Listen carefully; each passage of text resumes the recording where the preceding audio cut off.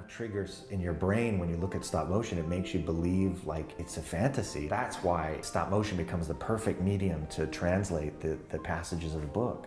We wanted to work with paper because the stop motion part of this story is all about the book. Exupery's illustrations are so simple and naive that it was really important to take those bits and interpret them in sculpturally in a way that still felt like illustrations.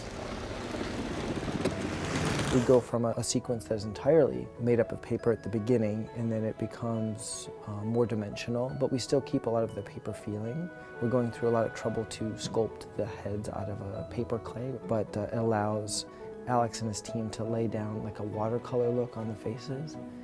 It is only with the heart that one can see rightly. Stop motion is all about movement, and when you're building armatures for a stop motion puppet, at a very basic level, it's our job to make the animator's job as easy as possible. So the biggest part of stop motion is just making sure that you've kind of just nothing that's not supposed to move is not going to move, to make sure your puppets are properly rigged.